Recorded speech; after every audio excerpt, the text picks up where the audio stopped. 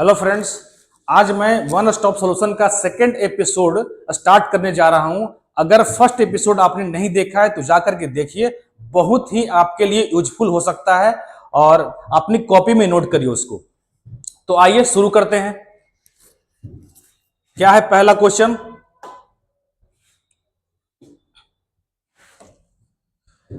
PM Modi invited.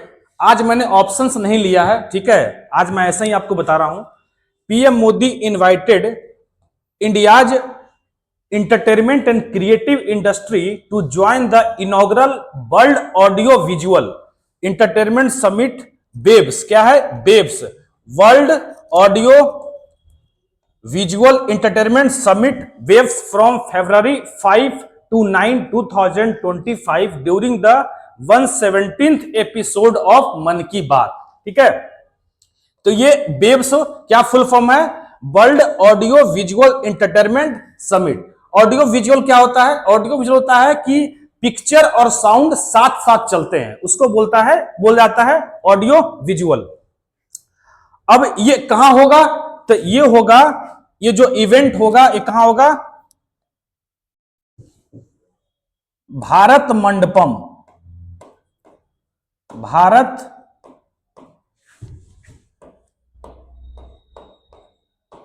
Mandapam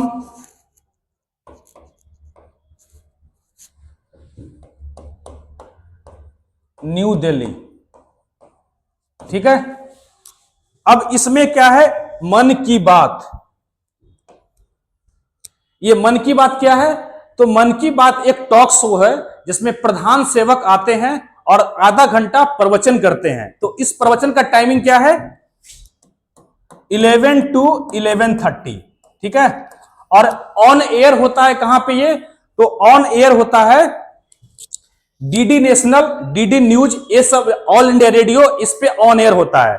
और कब होता है ये? तो लास्ट संडे ऑफ एवरी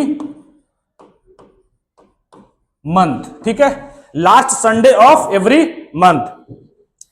इसका पहला फर्स्ट शो कब हुआ था? फर्स्ट शो मन की बात का पहला शो कब हुआ था? तो 3 अक्टूबर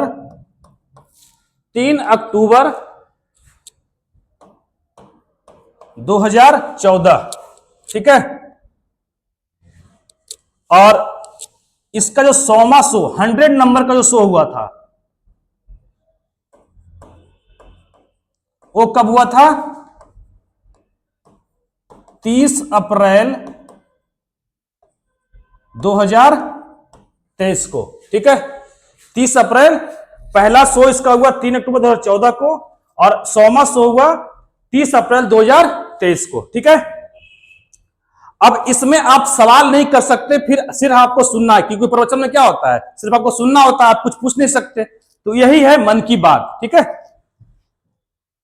चलिए नेक्स्ट देखते हैं। नेक्स्ट क्वेश्चन क्या है?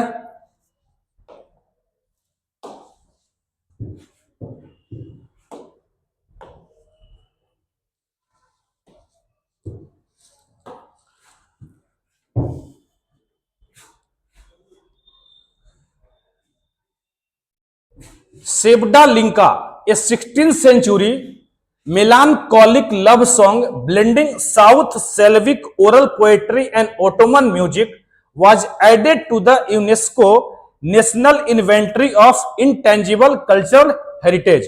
दक्षिण स्लाव मौखिक कविता और ओटोमन संगीत का मिश्रण 16वीं सदी का एक उदास प्रेम गीत, क्या है नाम? सेवडा लिंका, वो यूनेस्को की अमूर्त सांस्कृतिक विरासत की राष्ट्रीय सूची में जोड़ा गया है। ठीक है, अब क्या है? सेवडा लिंका, इसको याद रखेंगे। क्या है ये? सेवडा लिंका।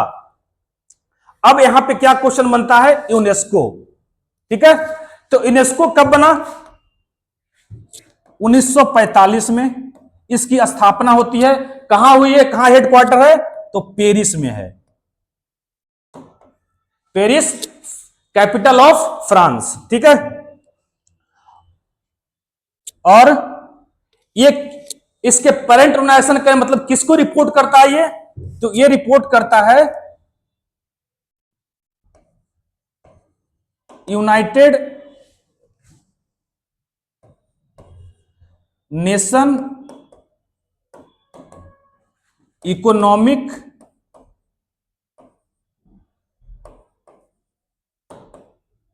And social council.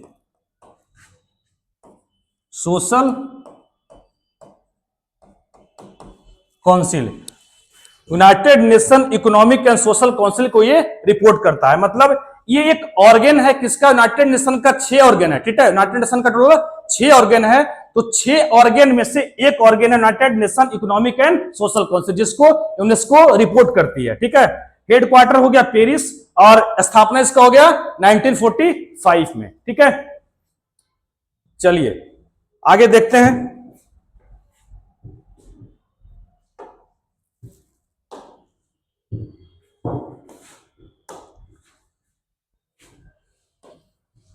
Nepal celebrate wildlife and cultural at 18th elephant festival, ठीक है। नेपाल कहां हुआ? 18th एलिफेंट फेस्टिवल कहां हुआ? ये नेपाल में हुआ। किस लिए? टूरिज्म को बढ़ावा देने के लिए, ठीक है। अब बात आती है एलिफेंट की, तो प्रोजेक्ट एलिफेंट कब लॉन्च हुआ था इंडिया में? तो यहां देख लेते हैं। Project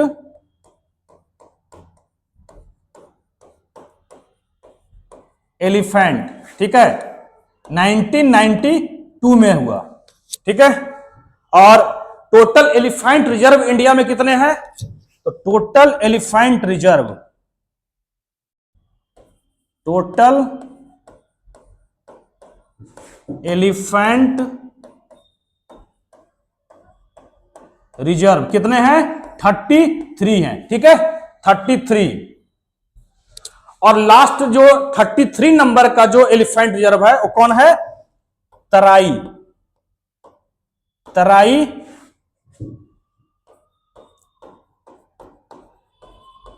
elephant reserve. कहां ये है उत्तर प्रदेश में, ठीक है। 33 नंबर का जो एलिफेंट रिजर्व है वो तराई एलिफेंट रिजर्व है उत्तर प्रदेश में। आइए एलिफेंट फेस्टिवल हुआ कहां? ये हुआ नेपाल में, ठीक है। चलिए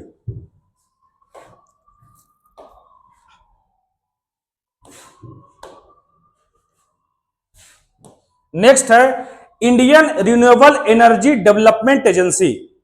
Indian renewable energy development agency launched a revamped intranet portal to enhance communication, collaboration and operational efficiency।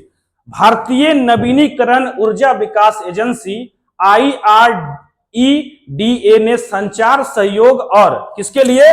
संचार सहयोग और परिचालन दक्षता बढ़ाने के लिए एक नया इंट्रानेट पोर्टल लॉन्च किया गया है, ठीक है। क्या है पोर्टल का नाम? तो पोर्टल का नाम याद रखेंगे इंट्रानेट। अब ये है कि IRDEA क्या है? ये एक नवरत्न कंपनी है। क्या है? नवरत्न, भारत सरकार की एक नवरत्न कंपनी है जो ministry of new and renewable energy के अंदर काम करती है। नवरत्न कंपनी,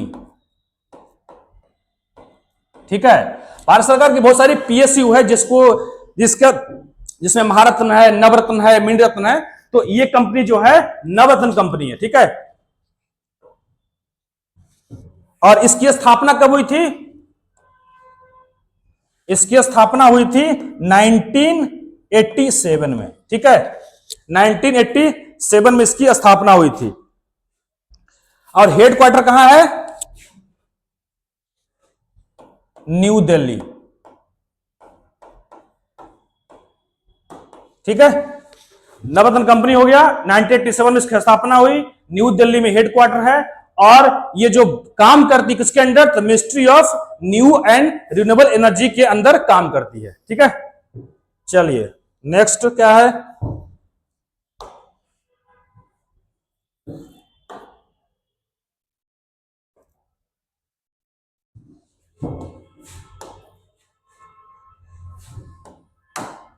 चलिए, बहुत ही साइंस एंड टेक का, साइंस एंड टेक, ठीक है, ये एनटीपीसी वालों के लिए बहुत ही इंपॉर्टेंट क्वेश्चन है, क्योंकि एनटीपीसी के पिछले बार का देखोगे पेपर आप, तो एनटीपीसी के हर एक सेट में आपको इसरो और न्यूक्लियर एनर्जी से हर एक सेट में 2 क्वेश्चन आपको मिलेगा ही मिलेगा। तो इसलिए एनटीपीसी के लिए बहुत ही इंपॉर्टेंट हो जाता है। इसरो पीएसएलवी C60, बस से पहले इसी का नाम याद रखो, ISRO PSLV C60 launched a space docking experiment. क्या है? स्पेस डॉकिंग एक्सपेरिमेंट, जिसका शॉर्ट फॉर्म है SpaDeX, space docking experiment mission. क्या इसरो ने space docking experiment mission launch किया है, किसके द्वारा? पीएसएलवी C60 के द्वारा, ठीक है।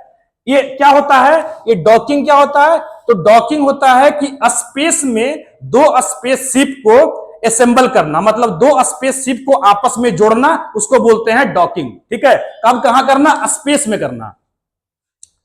तो इसी के बारे में है, जो इसमें 2 स्पेसक्राफ्ट को, इस मिशन में 2 स्पेसक्राफ्ट SDX-01 एंड SDX-02 को, SDX-01 एंड SDX-02 को आपस में जोड़ा जाएगा इस मिशन के तहत, ठीक है। और ये काम करके कहां पे हेल्प करेगा? तो जब चंद्रयान 4 लॉन्च होगा वहां भी ये हेल्प करने वाली है, ठीक है। अब है लो अर्थ ऑर्बिट, यहां पे देख रहे हो लो अर्थ ऑर्बिट।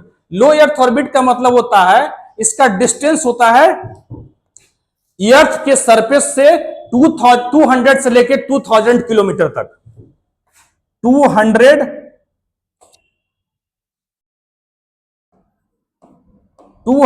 टू 2000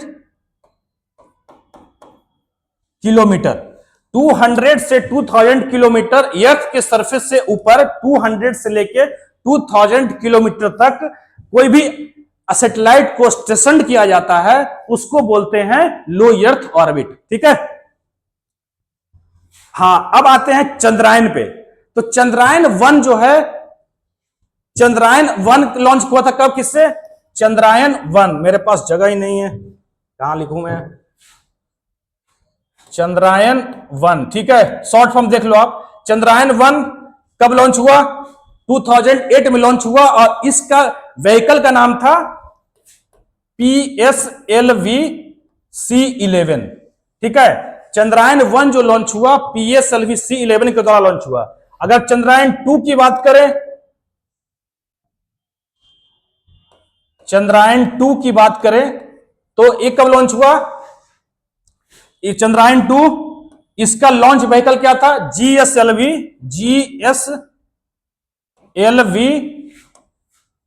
MK3M1, ठीक है, GSLV MK3M1। चंद्रयान, अगर चंद्रयान 3 की बात करें, चंद्रयान 3 की बात करें तो ये लॉन्च हुआ LVM3M4, ठीक है। चंद्रयान 1 लॉन्च हुआ PSLV C11 के द्वारा, चंद्रयान 2 लॉन्च हुआ GSLV MK3M1। यही इसी का नाम चेंज होकर के LVM3M4 कर दिया गया है, ठीक है, जिसको पहले हम बाहुबली भी बोलते थे। और चंद्रयान 3 जो लॉन्च हुआ LVM3M4 से। और आपको पता है कि कब लॉन्च हुआ चंद्रयान 3? 14 जुलाई को लॉन्च हुआ था, और 23 अगस्त को मून के सरफेस पे लैंड किया था। और इसी 23 अगस्त को हम नेशनल स्पेस डे के रूप में हर साल मनाते हैं, ठीक है। तो ये हो गया आपका चंद्रयान के बारे में पूरा इंफॉर्मेशन। चलिए नेक्स्ट क्वेश्चन पे आते हैं।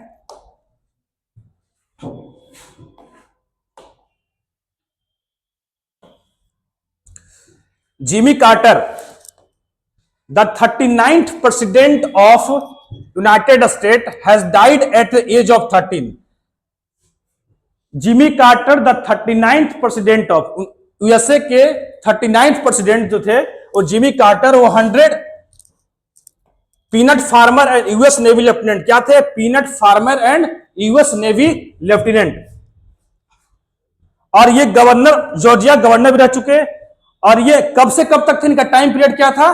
तो 77 से लेकर के 81 तक यूनाइटेड स्टेट में 77 से लेकर के 81 तक यूनाइटेड स्टेट के राष्ट्रपति रहे।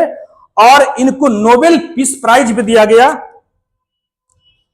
2002 में। कब दिया गया? 2002 में। ये नाम याद रखेंगे कि ये Nobel peace prize Jimmy Carter को कब दिया गया था? तो 2002 में दिया गया था। अच्छा, बात आती है नोबेल पीस प्राइज की। तो नोबेल पीस प्राइज, नोबेल के स्टार्ट कब हुआ था? पहली बार नोबेल कब दिया गया था? तो 1901 में। 1901 में नोबेल जो है पहली बार दिया गया था 1901 में। ठीक है, 1901। और नोबेल पीस प्राइज कहां दिया जाता है? तो ये दिया जाता है नॉर्वे में, नॉर्वे की राजधानी ओस्लो में, ओस्लो। ठीक है। और first Nobel peace prize winner कौन है? तो वो हेनरी डुनेंट, हेनरी डुनेंट और फ्रेडरिक पासी, जिनको पहली बार नोबेल पीस प्राइज मिला था 1901 में। ठीक है, चलिए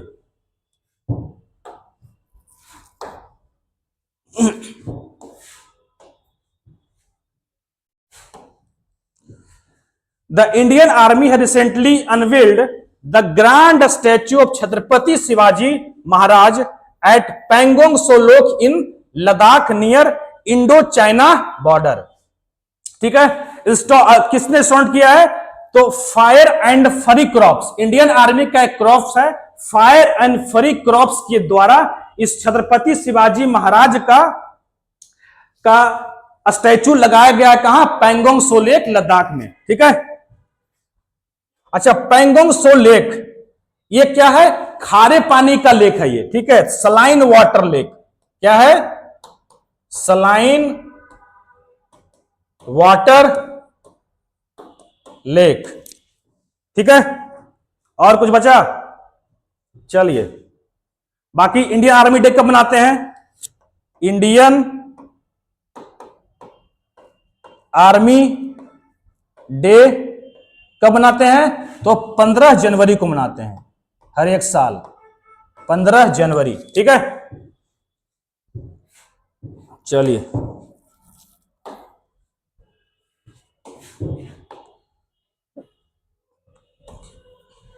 हाँ, around 400 Chinese military, 400 Chinese military personnel were stationed at the Larung Gar Buddhist academy. ठीक है, लारुंगगर बुद्धिस्ट एकेडमी ये कहां है? तिब्बत में है। इस पे 4400 चाइनीज मिलिट्री जो है क्या किया है? यहां पे डिप्लॉय किया गया है, यहां पे रिलीजियस फ्रीडम को कंट्रोल करने के लिए। ठीक है, ये कहां है? तिब्बत में। दरअसल लारुंग है ना, लारुंग जो है ये क्या है? लारुंग एक तिब्बत में एक वैली है जिसको लारुंग वैली बोलते हैं, लारुंग वैली। यहां पे क्या होता है? यहां पे होता है spiritual knowledge, meditation, Buddhist knowledge, ये सब के बारे में यहां पे इस लारुंगगल बुद्धिस्ट एकेडमी में सिखाया जाता है। ठीक है, इस तरह का एजुकेशन वहां पे प्रोवाइड कराया जाता है। तो इसकी स्थापना कब हुई थी? लारुंगगर बुद्धिस्ट एकेडमी, इसकी स्थापना कब हुई थी? इसकी स्थापना हुई थी 1980 में। ठीक है, तो अभी न्यूज में इसलिए कि यहां पे चाइनीज आर्मी को, चाइनीज मिलिट्री को डिप्लॉय किया गया है, और ये पहली बार नहीं हुआ, ये पहले भी हो चुका है। ठीक है, चलिए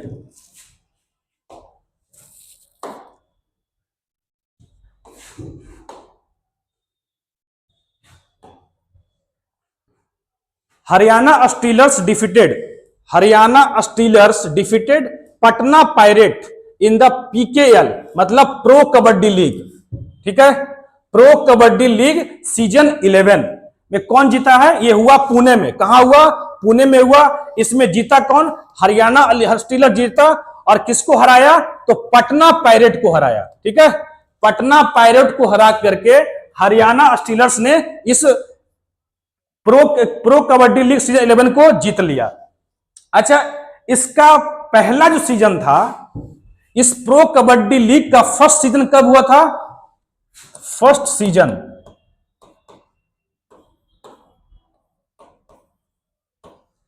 कब हुआ था प्रो कबड्डी लीग का? तो ये हुआ था 2014 में, ठीक है, 2014 में हुआ था। और ये इसमें जीता कौन था? तो जयपुर पिंक पैंथर। कौन जीता था? Jaipur pink panther.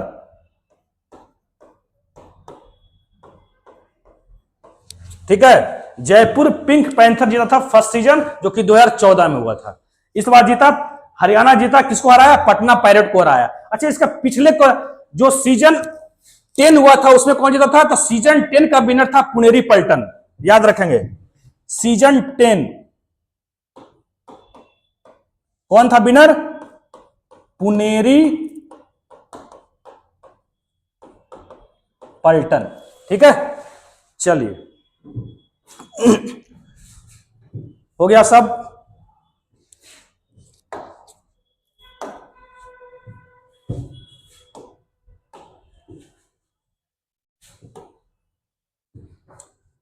Kamya Karthikeyan, Kaamya Karthikeyan youngest female to scale 7 continent peak, मतलब 7 कॉन्टिनेंट के जो हाईएस्ट पीक है उसको सारे को क्या कर गए? चढ़ गई। कौन?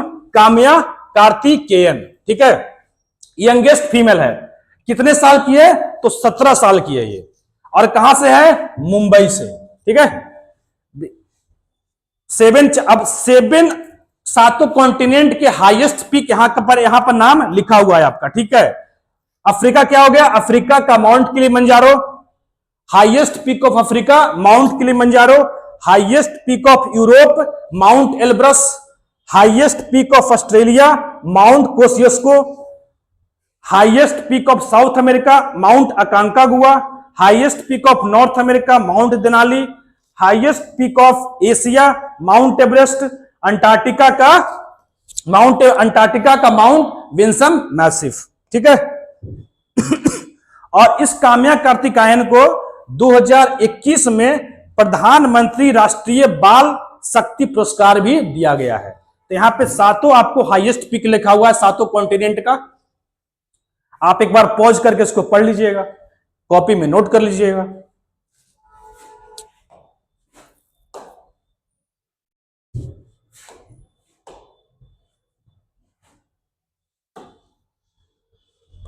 चलिए, Humpy clinches, Koneru Humpy, Koneru Humpy clinches second women's world rapid and blitz chess title कौन जीती है? फीमेल में जीती है कोनेरू हम्पी। फीमेल हो गया कोनेरू हम्पी, आपको उतना ही दिखना है। फीमेल में हुआ कोनेरू हम्पी जीती है। और मेल में कौन जीता है? मेल में जीता है रसिया का बोलोदोर मुर्जिन। कहां का है? रसिया। मेल में जीता है बोलोदोर मुर्जिन और फीमेल में जीती है कोनेरू हम्पी, जो कि ये है इंडिया की चेस प्लेयर है। ठीक है, और मेल में हो गया बोलोदोर मुर्जिन। अच्छा, ये जो चेस का जो इंटरनेशनल बॉडी है उसको क्या बोलते हैं? तो उसको बोलते हैं फाइड, FIDE। ठीक है, चेस के जो इंटरनेशनल बॉडी है उसको बोलते हैं फाइड। इसकी स्थापना कब हुई? 1924 में। इसकी फाइड की जो स्थापना हुई है 1924 में। और इसका हेड क्वार्टर कहां है?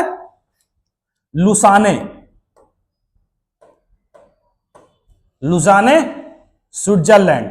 ये कहां पड़ता है? स्विट्जरलैंड में।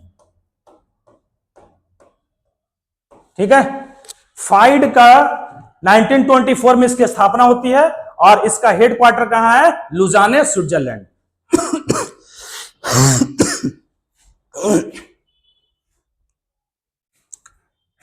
ठीक है,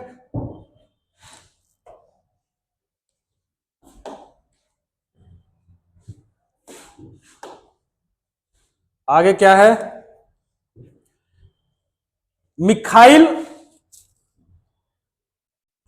Mikheil has been sworn in as a Georgia new president, मतलब जॉर्जिया की जो नया प्रेसिडेंट है किसको बनाया गया है? मिखाइल को बनाया गया है। ठीक है, जॉर्जिया के नई प्रेसिडेंट किसको बनाया गया है? तो मिखाइल को बनाया गया है। और तो ये जहां बात है कि जॉर्जिया का, तो जॉर्जिया की कैपिटल क्या है? Capital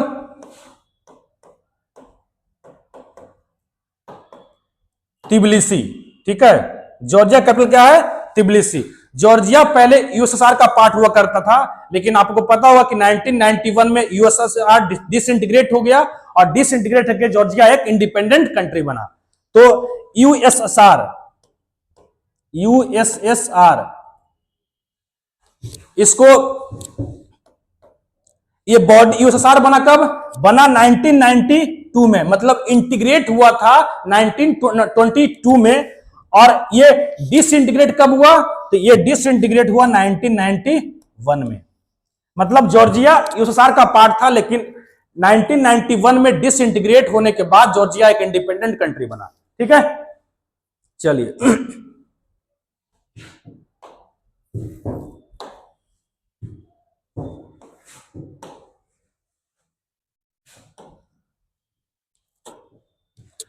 Which Russian oil tanker split in half during a storm in the Black Sea of December 15, 2024, causing a major oil spill? ठीक है, 15 दिसंबर 2024 को काला सागर में आए तूफान के दौरान कौन सा रूसी तेल टैंकर आधा टूट गया, जिसमें बड़ा तेल रिसाव हुआ? तो ये क्या था नाम? ये हुआ वोल्गा नेफ्ट 212, वोल्गा नेफ्ट 212। अब आती है क्या है? ब्लैक सी। तो ये ब्लैक सी है। ब्लैक सी के सराउंडिंग कंट्री कौन कौन है? तो रोमानिया, बुल्गारिया, टर्की, जॉर्जिया, रसिया, यूक्रेन। ठीक है, तो ब्लैक सी के अराउंड कंट्री कौन कौन है? रोमानिया, बुल्गारिया, टर्की, जॉर्जिया, रसिया और यूक्रेन। ठीक है, इसको पॉज करके आप लिख लीजिएगा।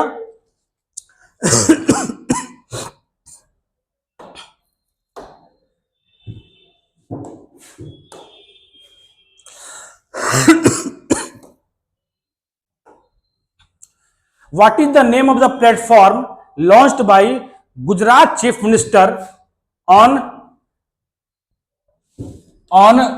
Good Governance Day that enables citizens to submit application through a speech input? सुशासन दिवस पर गुजरात के मुख्यमंत्री द्वारा लॉन्च किए गए मंच का नाम क्या है, जो नागरिकों को भाषण इनपुट के माध्यम से आवेदन जमा करने में सक्षम बनाता है? तो क्या है? यह है स्वर, ऑप्शन 3। ठीक है, इसका आंसर स्वर है। ठीक है,